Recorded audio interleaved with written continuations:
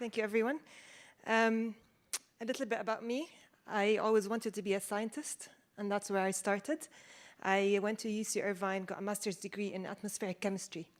And then 10 years ago, went back to Dubai, which is my city where I grew up, and wanted to make a change. At the time, Dubai was a big construction site, really. And so the only opportunity I found was becoming part of that world. And I became a sustainability consultant and then an urban planner. And actually found it really, really satisfying, as many of you probably have as well. And it's been an amazing journey. I work for Arup, so a company founded by Sir Arup, who was a philosopher turned engineer. And he had a particular vision of shaping a better world and investing in research and knowledge. So we regularly produce thought leadership material and think about the future and what's going to drive change. And cities has been a big part of our thinking over the past decade.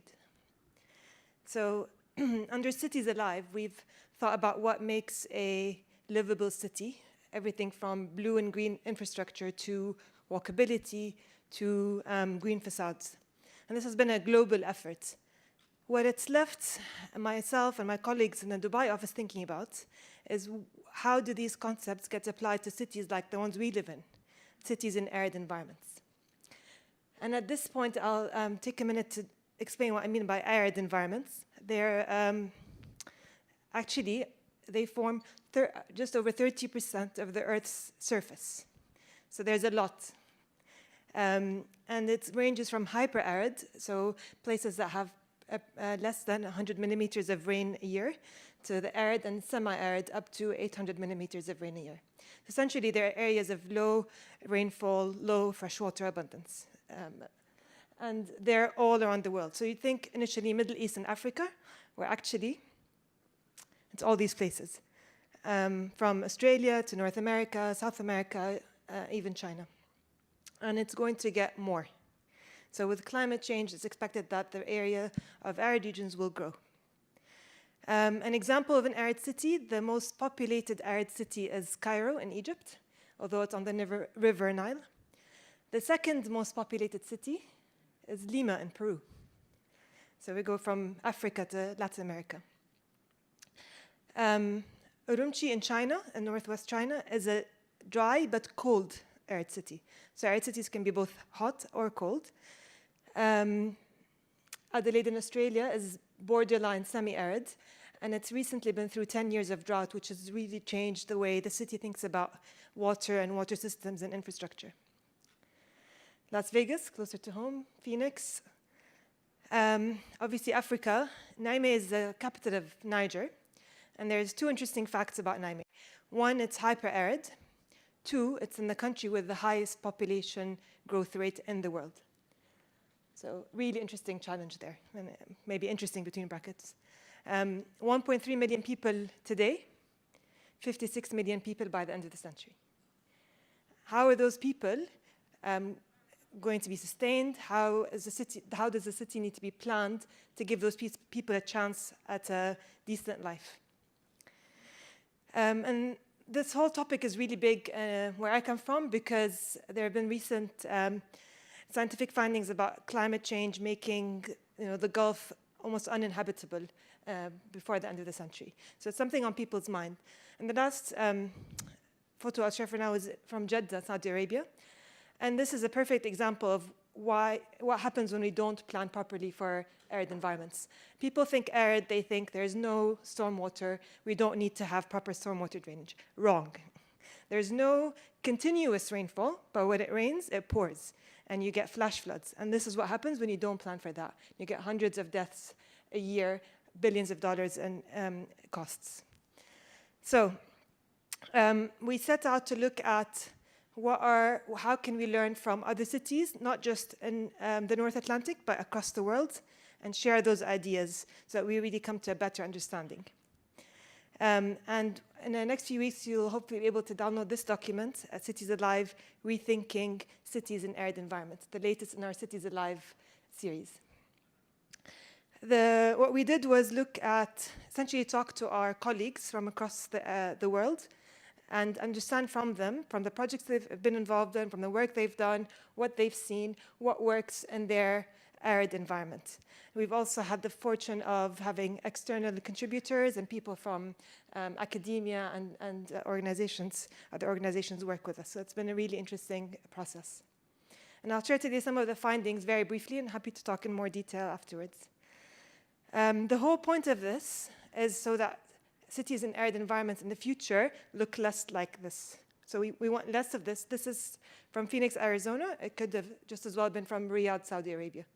And it's what happens when cities that were, areas that were not inhabitable 100 years ago, with air conditioning technology, with vehicle technology, desalination technology, and cheap land, because there's no competition from nature or from agriculture, they just sprawl. And that's not good for any cities. It's especially not good for cities in arid environments where it just does not create any space for people. So starting at the cities level, which is one of the three approaches we've taken, this is an example from Masdar in Abu Dhabi, which is a city that's been leading innovation for the past 10 years. There are things that have worked and things that haven't worked. What has worked is creating a city that is more people-centric, where it actually feels 10 degrees cooler in the middle of the summer when you're in Masdar versus when you're in downtown Abu Dhabi 10 minutes away, because of the way the buildings have been planned, the materials used, etc. And it actually does work. And Masdar has proven that these design changes make a difference, and cities, other projects have been picking up on the lessons learned from Masdar. This is another interesting project which I hope people actually learn more about. It's the Hanifa Valley in Riyadh. And this is a huge valley. It's something like 400 square kilometers that kind of borders Riyadh. It was dry for most of the year. In the 1980s, the city started treating its wastewater and pumping it through the valley. But then in the 90s and the 2000s, they've invested a lot more money to make it actually a public open space, add interesting landscaping, make it a quality space for people, and obviously use it as well for water treatment and for stormwater management. And it's been a fantastic success. Typical Middle Eastern cities have less than 2% of their area as public open space. So when you bring something like this in, it literally changes people's lives. This is another example from Antofagasta in Chile, which you may have not heard of. It's Chile's 5th largest city, but it's the capital of mining. And the city has one main challenge. It's people come for the jobs, but they don't actually like to stay because they don't like the city. It doesn't offer anything appealing. And they've actually started an initiative citywide to create more livable, human-centric public open spaces by adding landscaping, by adding walking routes. And this will be irrigated through decentralized water treatment systems. So there's a lot more detail on this, and I'm happy to share with you later. Looking at the second level of intervention, spaces, or the different components of the system. If any of you have been to Dubai recently, you may recognize this space. It's a very popular area, the beach at JBR.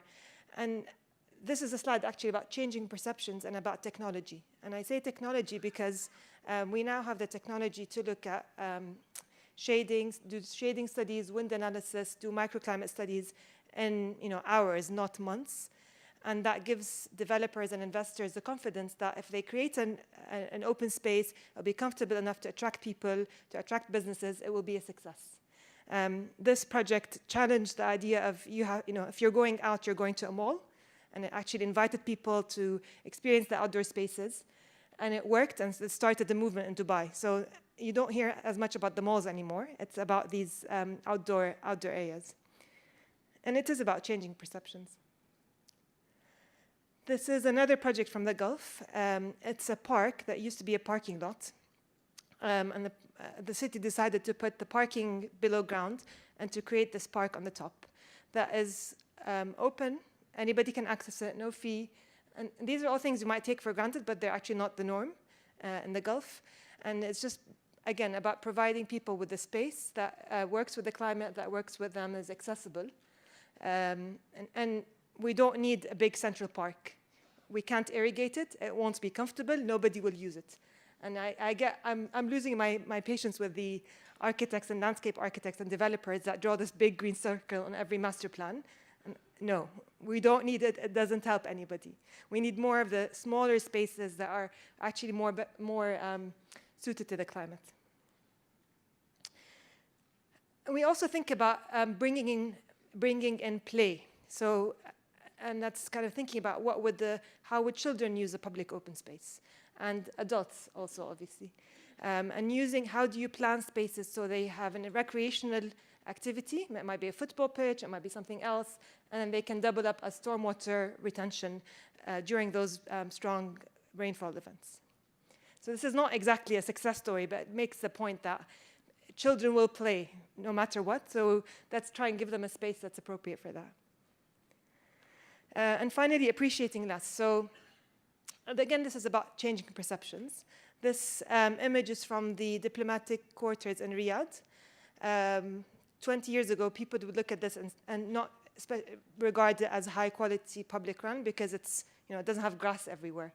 But that's slowly changing, and it's about experiencing this as a quality public open space and realizing that actually this is what works with the environment. This is what we can afford as an arid city. Even if the desalinated water does exist today, it might not exist tomorrow. The final scale is on the buildings level. If you've been to Abu Dhabi, you've probably seen this building. It's Bahar Towers, and it's interesting because of the facade, which automatically opens and closes to shade the sun-facing side of the buildings. And this is one that Arup was involved in and gets lots of attention. It's not my favorite, because while it addresses the climate in a sense that there is shading, it actually creates the problem first by having the glass facade in the desert, and then tries to fix the problem by adding the shading. I'd much rather have this. So think of good design from the beginning. Go back to the early principles of what works in the climate. Concrete buildings, not a lot of glass.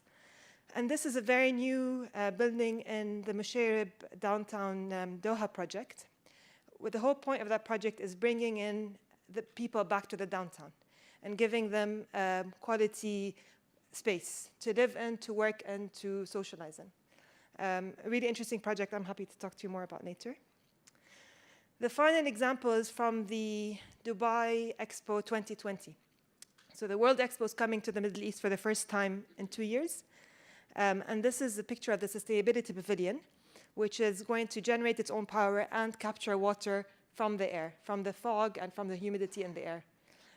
Hopefully, we'll demonstrate this technology at this large scale and then be rolled out from that.